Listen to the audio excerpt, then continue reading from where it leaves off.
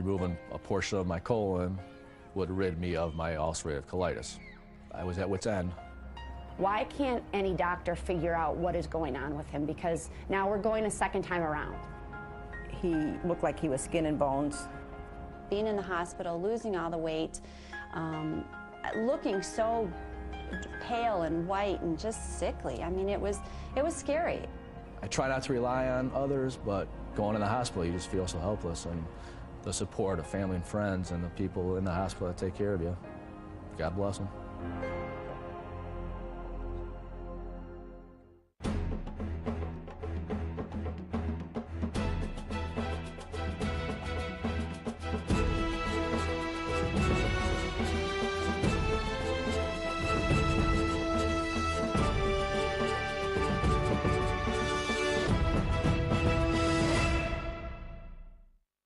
Welcome to The Incurables. I'm Don Wildman.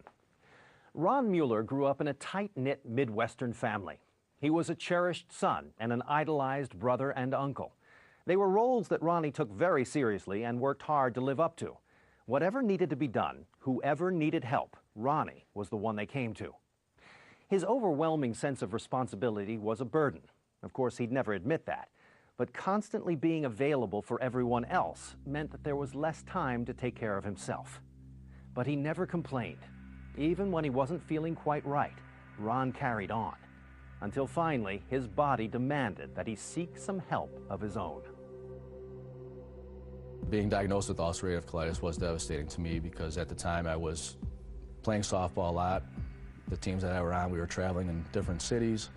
I couldn't make those trips anymore. You don't want your big brother to get sick. He's your rock. He's, everything to you, especially when you only have one brother. You don't want anything to happen to him. He was skin and bones. And, your body can only take so much. And that's all he was getting was intravenous because of his colon, the bleeding colon. They couldn't just feed him anything either.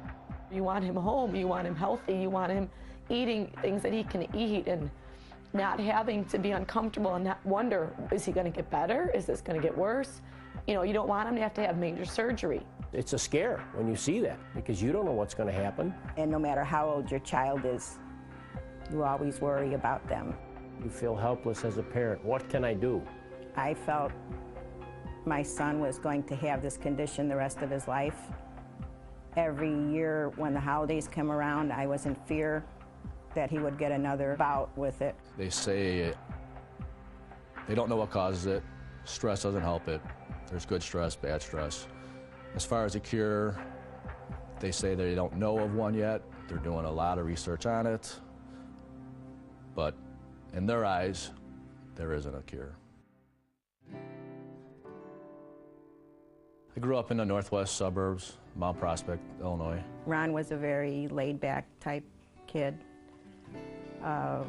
Liked to stay in the background, never needed or wanted a lot of attention. His sisters sometimes were a little hectic or chaotic, but he was just very easygoing and went along with anything. Just a good boy. By all accounts, Ron was everything you could ask for in a son growing up.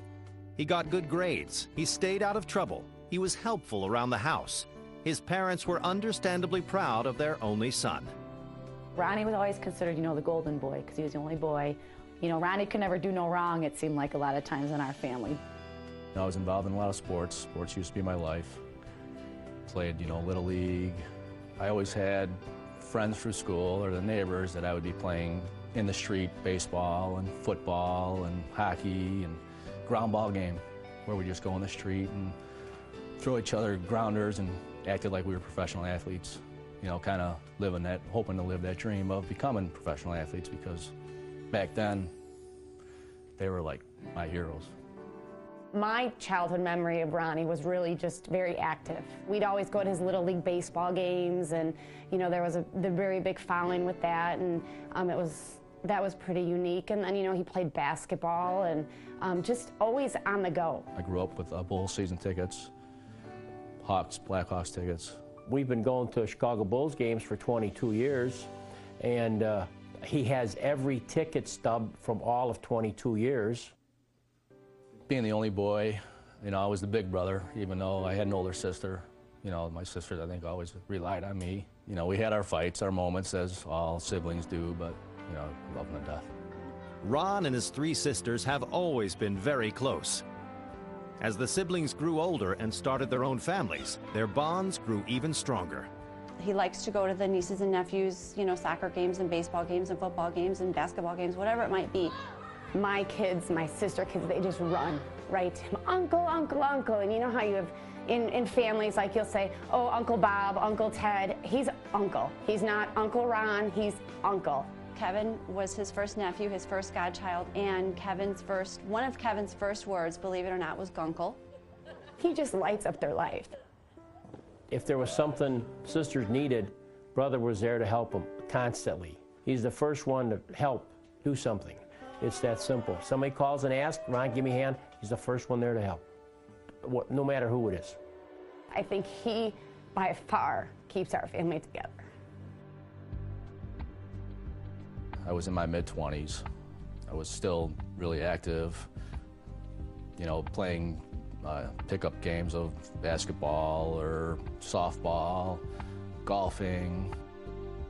Right around Thanksgiving of '97, I was just getting stomach pains, and, you know, I still had an appetite and everything like that, you know, but I was just, you know, running to the washroom more than I would want to. One day Ron came to me upstairs and said, Mom, when I went to the bathroom, there was blood. Well, of course, I panicked because, you know, right away you assume something's wrong. Ron wasn't a sickly boy at all. I think he had the measles once. Other than that, you know, always ready to go and do what he had to do. It was horrible. It was absolutely horrible. And I'll never forget, we went to a movie, Christmas Day, I think it was. It was either Christmas Eve or Christmas Day, because it was just my mom, my dad, Ronnie, and I, because everyone was at their in-laws. And Titanic, of course, of all movies, which is a long movie, and I don't even know how many times he got up to go to the bathroom during that movie. And I just, seeing him do that and seeing what he was going through was just horrible. Initially, I went to see a GP, and they did, you know, they did some tests, and then they recommended me going to a gastroenterologist, did all kinds of tests, and did a colonoscopy. They basically narrowed it down to whether it being Crohn's disease or ulcerative colitis. Never having a sick child, you know, it really hit me hard. I felt very helpless. It was just not a good feeling. Ron Mueller had always lived a life of action. But as he got sicker, he was unable to participate in many of the sports and recreational activities that were so important to him. I just started missing more and more sporting activities, which I was used to always doing, and that really hurt a lot. Ronnie was the type of person that was always upbeat, always on top of things, always happy, always go lucky, and it was really disheartening to see him in that shape. This can't be happening to me, you know. I've been involved in athletics all my life, and I thought, not that I'm invincible, but thought I was in pretty decent shape. It just was almost like a reality, like, wow, I mean, this is kind of serious. My biggest fear or concern was having to go to the washroom all of a sudden. You know, so I wouldn't leave the house knowing that, hey, I got a bathroom within 5 feet. So that was just getting annoying, you know, going, or thinking I had to go 20 times a day or 25 times a day was just so uncomfortable and wrong. Ron was referred to Dr. Shapiro, a gastroenterologist who checked him for parasites and C. difficile infections. They all turned out negative. I recommended a colonoscopy for Ron to further investigate his symptoms of the bloody diarrhea. And on the colonoscopy, he was found to have a pancolitis. In other words, his entire colon was inflamed from the rectum all the way to the cecum, or the beginning of the colon. The diagnosis wasn't good. The inflammation was caused by ulcerative colitis, an extremely painful condition that affects the rectum and large bowel. The common anti-inflammatory drug Azicol was prescribed, but after 2 weeks, Ron did not see any results. So at this point, we needed to use something a little stronger. So that's when we started steroids, prednisone. So I was on that for a while, and it seemed to be helping. I was getting more energy, going back to work, and like, hey, okay, this is a good thing. Probably about a year to the date, right around Thanksgiving again, I had another flare-up.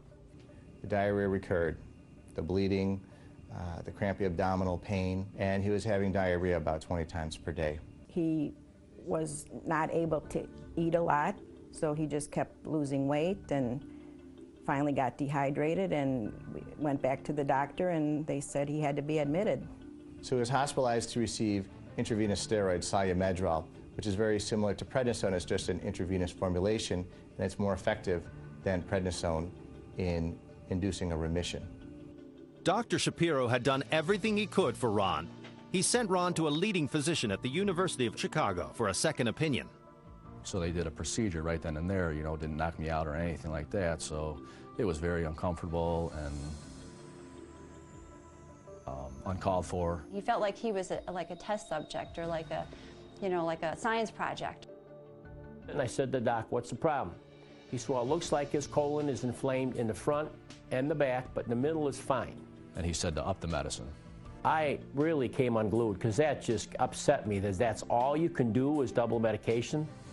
He said, that's all you can do. Disappointed with the lack of definitive answers from even a leading specialist, Ron continued with Dr. Shapiro's protocol, and for the next 2.5 years, his condition stabilized. The improvement, though, was only temporary. I lost probably 25, 30 pounds again. He started to develop the diarrhea again, and the diarrhea came back pretty fierce. Put me back in the hospital a couple days, dehydrated, and then did all the tests they can, or again, you know, blood work and what have you. They were like, you might be borderline of having surgery. Well, I was floored when they told me that.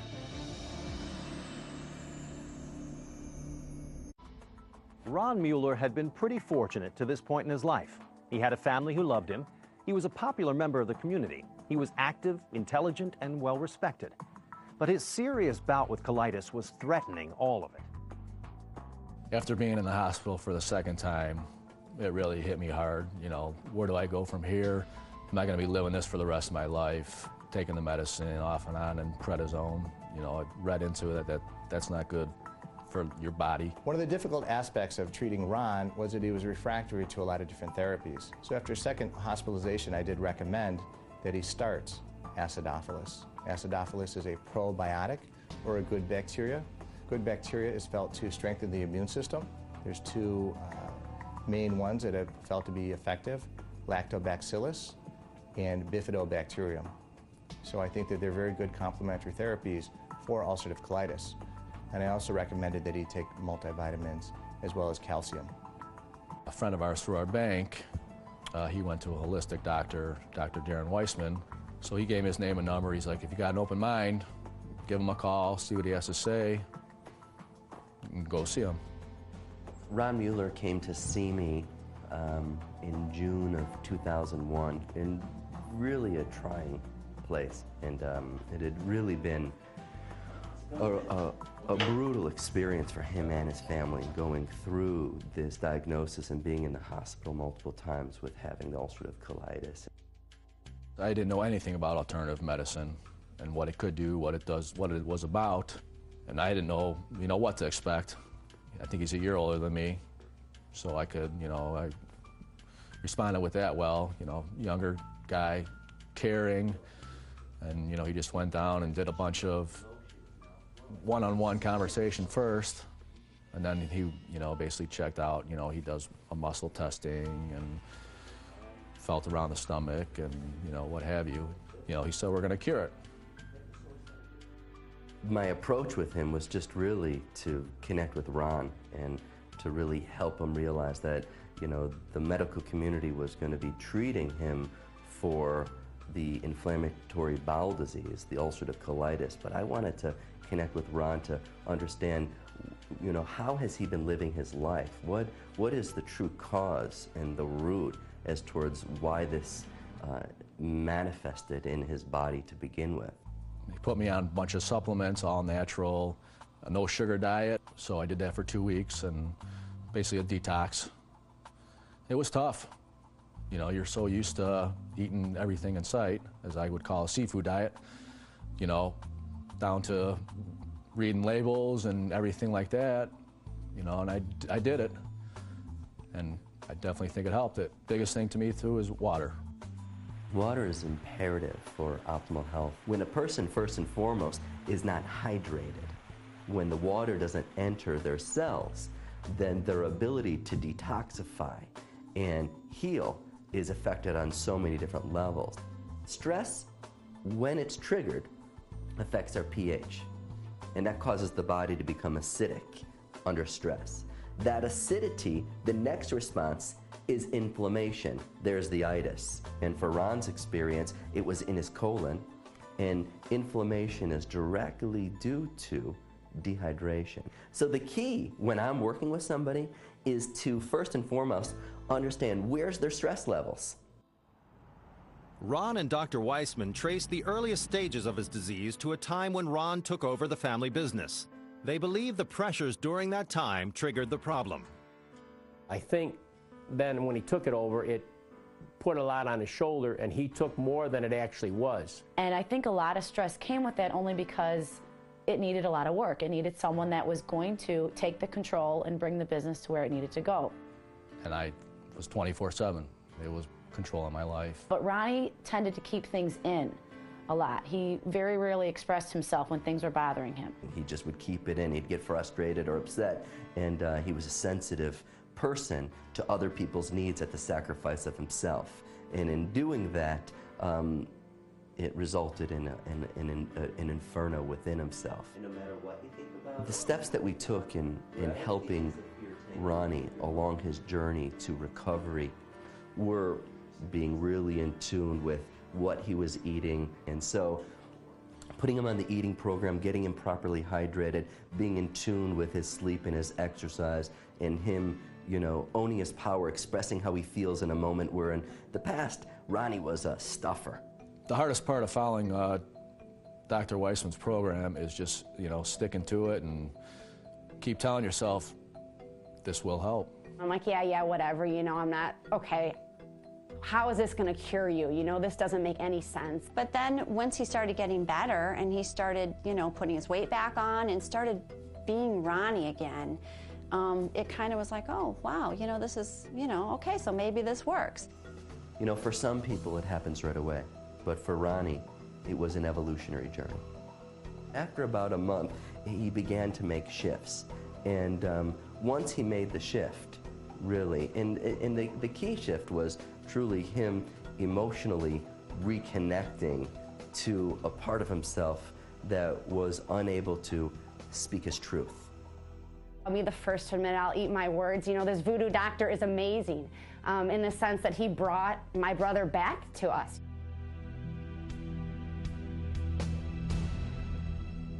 Ron Mueller tended to internalize stress, which his doctor believed was the source of his debilitating illness. Once he got on a program to relieve his stress, things improved. It took completely 2.5, 3 months for his symptoms that his body was expressing itself with to be eradicated. Eventually, Ron got off of the medication, was taking no medication, had no more flare-ups, no more hospital stays, nothing. And he still continues going to Dr. Weissman. And the first time I seen him, I went up, I gave him a hug, and I said, thank you for giving my son back to me. I said, because it was such a great thing to have a good, healthy son back. About 2 months ago, I went back to Dr. Shapiro. I had a discussion with him concerning the risk of colorectal cancer in patients with ulcerative colitis. It's higher than the general population. So after discussing the risk, I explained to him it was very important to have a colonoscopy. I believe there's a very important test, not only for screening for colon cancer, but in Ron's case, I'm very interested to see how well he's responded to the herbal medications alone and the probiotics without the azacol. I never tell people to get off medication. And the only person that should ever tell a person to get off medication is a Western medical doctor. What I do when people come on in is I harmonize medication to the body. I can use certain systems of natural medicine to make sure that their body uses the medication or the allergen in a non-offensive way. He is healthy and completely healed from this diagnosis of ulcerative colitis. He's just seems to be a happy, person. I guess I don't stop to think about it because he just seems to be doing well. I'm not worried about him. My family was, you know, probably the most important thing to me. My mom and dad, they were there through everything, by my side, supportive, as my sisters were. We just kind of supported him in any way that we could. And then after seeing him start to get better, well then, you know, you kind of change your mind and say, well, maybe, you know, what he's doing to my brother is very valid. I think he's just a great, great guy. He's a great friend. I mean, you cannot go somewhere and Ronnie not know somebody. The best thing about feeling better now is just living a healthy life now, and I enjoy people, being around people, and I've got a lot of friends. Ron Mueller has always had a lot to offer the world. He had forever been giving of himself, as it turns out, to the detriment of his own well-being. Now that Ronnie has been able to create a healthier balance in his life and overcome the physical problems that have plagued him, his contributions to his beloved family and friends are even more gratifying.